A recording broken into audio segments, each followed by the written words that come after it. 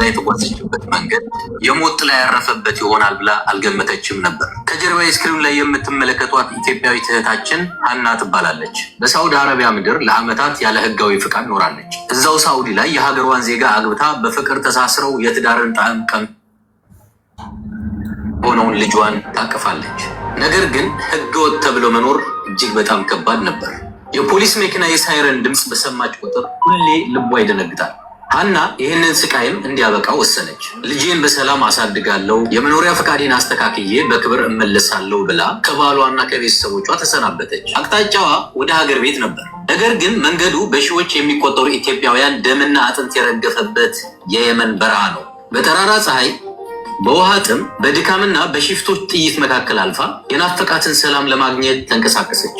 ለልጇ ብሩህ ተስፋና ለቀጣይ ህይወቷ ስትል የሞትን መንገድ መረጠች። እጣ ፈንታ ግን ጨካኝ ሆነች። የመኖሪያ ፈቃዷን አውጥታ ልጇን በነፃነት ስማ ከባሏ ጋር በደስታ ለመኖር የነበራትን ህልም በሳውዲና በየመን ድንበር ላይ በጉዞ ላይ ሳለች ልቤ ደከመኝ፣ እረ ውሃ ስጡኝ እያለች በዛው አሸለበች። እህታችን ሀና የብዙ ሰው ቅስም በሰበረ መልኩ ህይወቷ በሳውዲ ድንበር ላይ ቀረች። የልጇ እናት የሚል ጥሪ የባሏ ናፍቆትና የቤተሰቦቿን ተስፋ እዛው በረሃ ላይ ቀረ። ይህ ታሪክ የእሷ ብቻ አይደለም። ዛሬም በየበረሃው የሚረግፉ በየባህሩ የሚሰምጡ በሺዎች የሚቆጠሩ ኢትዮጵያውያን እህት ወንድሞቻችን ታሪክ ነው። ሰላምን ፍለጋ ወደ ሞት አንገስግስ። የሰው ሀገር ስቃይ ቢበዛ ከህይወት በላይ ምንም ክቡር ነገር የለም። እህታችን ሀና ህልሟን ይዛ በሳውዲና በየመን ድንበር ላይ በጉዞ ላይ ሳለች ልቤ ደከመኝ፣ እረ ውሃ ስጡኝ እያለች በዛው አሸለበች። እህታችን ሀና የብዙ ሰው ቅስም በሰበረ መልኩ በሳውዲ ድንበር ላይ ቀረች። የልጇ እናት የሚል ጥሪ የባሏ ናፍቆትና የቤተሰቦቿን ተስፋ እዛው በረሃ ላይ ቀረ። ይህ ታሪክ የእሷ ብቻ አይደለም። ዛሬም በየበረሃው የሚረግፉ በየባህሩ የሚሰምጡ ቆይ ኢትዮጵያ ሄደው ታዲያ እንዴት ነው ኢቃማ የምታሰሩት? ጋይስ ያውልሽ አሁን በህጋዊ መንገድ በዚያ በእንትኑ መጣ ሳትታሰር ልትሄድ ይመስለኛል። ምክንያቱም በዚህ በባህሩ ወጣ ከዛ በህጋዊ መንገድ መልሳ አዚ ታስረዳም። በእናትሽ አዚዬ ነው ግቢ። ያኒ በጣም ነው የምታሳዝን። እኔ ደግሞ ባህር ውስጥ ተገልብጦ የገቡ መስሎኝ ነበር። እንዴት ነው ህይወት? አስረዱን ጋይስ። ከዛኛም አዌርነስ እንስጥ ለሰዎቹ። አዚዬ እንዴት ነሽ? አዚ ታስረዳ። እንዴት ናችሁ ቤተሰብ? ሰላም ናቸው? መስዬ መብሩክ የኔ ቆንጆ ለሰው ነገር ሰላም ሳርዬ። ይሄ ጉዳይ በጣም በተደጋጋሚ በሳውዲ አረቢያ የሚፈጠር ነው። ይቃማ የሌላቸው ልጆች በቀጥታ በኤምባሲ ሊሲፓሲ አውጥተው ከሄዱ ተመልሰው የመምጣት እድል ስለሌላቸው በየመን ይሄዱና ቪዛ ይላክላቸዋል። ከዛ መግባት ይችላሉ። በስማ እንዳይዛቸው ማለት ነው። አየሽ? ኦኬ ገባ። ሲወጡ እዛ ሀገር ሲኖሩ ያው ህገ ወጥ ነው ስለኖሩ ሲወጡ ይበስማሉ። ያ በስማ ደግሞ በኤምባሲ ከሄዱ 3 አመት ተይዘው ከሄዱ ደግሞ 5 አመት ስለሚያግዳቸው ያው ለመመለስ ስለሚፈልጉ በየመን ይሄዳሉ ማለት ነው። የዛሬ 2 አመትም በጣም የምናቃት ልጅ በሞተች በአመቷ ነው ያወቅነው። የመን በረሃ ላይ ቀርታ ማለት ነው።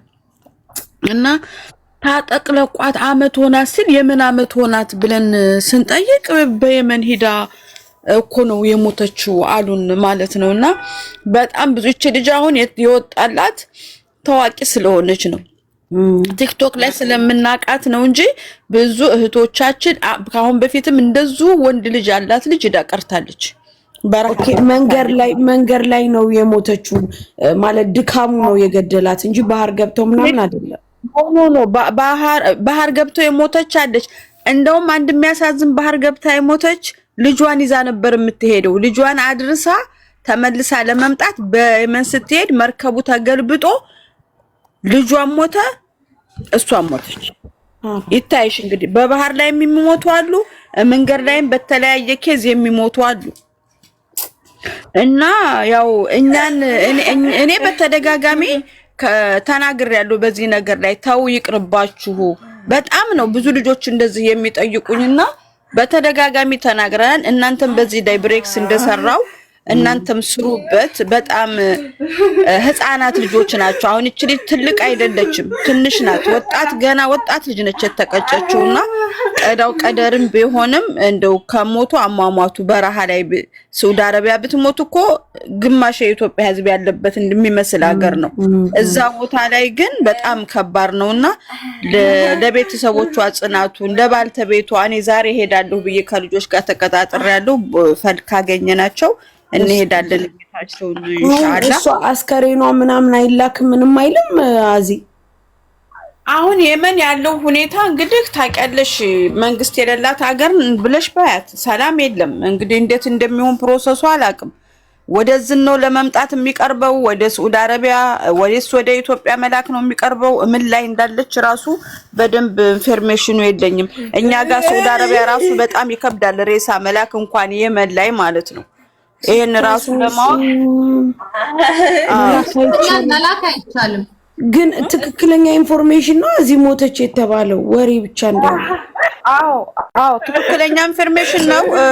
እሷ ብቻ አይደለችም። በጣም የምናቃቸው ልጆች ቲክቶክ ላይ የሞቱ ልጆች አሉ፣ በጣም ብዙ። እንግዲህ ቪዲዮ እንዳያችሁት ተሰራጭቷል። እኔም እንደማንኛውም ሰው ነው ያየሁት። ግን ብሬክስ እስካወራበት ድረስ እኔ 100% አምንበታለሁ በሱ ላይ ማለት ነው። ለምን ኢንፎርሜሽን ይደርሰዋል እዛ አካባቢ። ታሳዝነው ጋይስ። እኔ በቃ የውሸት ይሆን ምን ይሆን እያልኩ እያሰብኩ ነበር። በጣም ቲክቶኩ ፌስቡክ ምናምን ተሰራጭቷል ጋይስ። አትሂዱ፣ በቃ አትሂዱ ማለት በቃ አትሂዱ። እንደዚህ አይነት ችግር ካለ በቃ አትሂዱ። ባሏማ እዛው ሳውዲ ነው እኮ አሉ። ልጇና ባሏ ሳውዲ ናቸው። እሷ ብቻ ናት የወጣችው።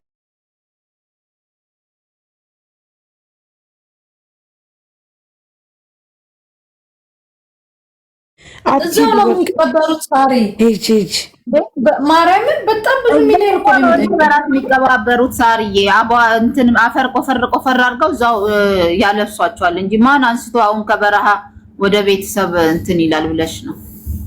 በረሃ እኮ ችግሩ እሱ ነው።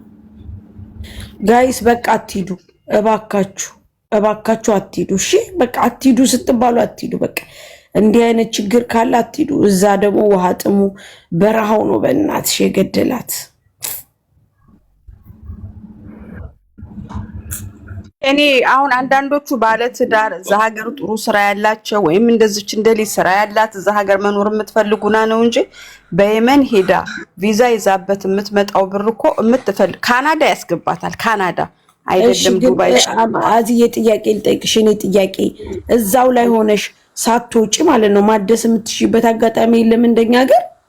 የለም እዚህ ሀገር የለም። አሁን በዚያራ ቪዛ የመጣችሁ ተብሎ 2 ጊዜ እድል ተሰጥቶ ያንንም ያሰራ ሰው የለም። እንግዲህ እቺ ልጅ ምናልባት በኡምራ ነው የመጣችው ወይም በዚያራ መታ ላይሳካልኝ ይችላል ብላ ሊሆን ይችላል፣ ወይም እንደዚሁ በባህር መታ ሊሆን ይችላል። ገብቶሻል? ማሰራት የማይችሉ ልጆች ናቸው አሁን እንደዚህ በባህር እየሄዱ ያሉት። 1-2 ልጆች ይሳካላቸዋል። እነዛ መተው በባህር ሂጄ ይጋማ ሰራው ብላ ቲክቶክ ላይ ትደለቃለች። ለሌሎቹ ጦስ ይሆናሉ ማለት ነው። ገብቶሻል? ለአንዱ ቢሳካ አይሳካም። እንደገና ደግሞ የመን ጦርነት አለ። ዜና ይከታተሉ። ዜና አሁን ከ15 ቀን በፊት ድብደባ ነበር። የሆነ ሀገርን ሲደበድብ ነበር። ገብቶሻል? ያ ነገር እዛ በረሃ ላይ ነው የሚያርፈው። ይሄንን ደግሞ አይከታተሉ። ወይኔ ልጇ ከወር በፊት ኢትዮጵያ ገብቷል። ወይኔ ማር ልጇን ልካ ነው እንግዲህ አየሽ፣ ልጇን ልካ እሷ ተመልሳ ለመምጣት ስትል በየመን ሄደች ማለት ነው።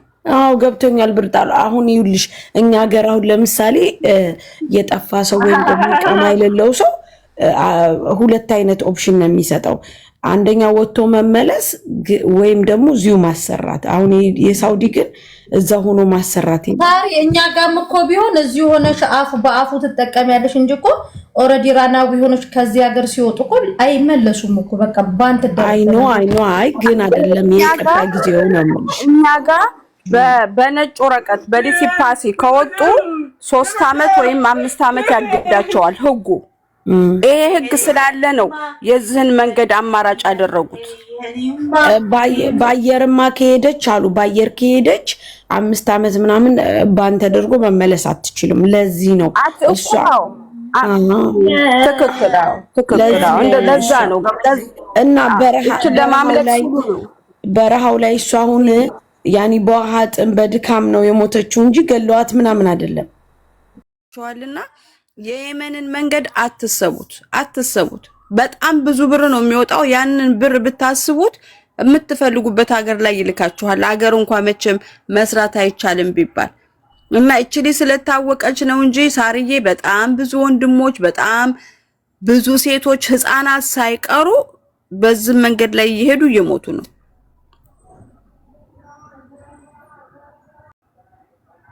አለም ሄዱን ነው እኔ የምመርጠው።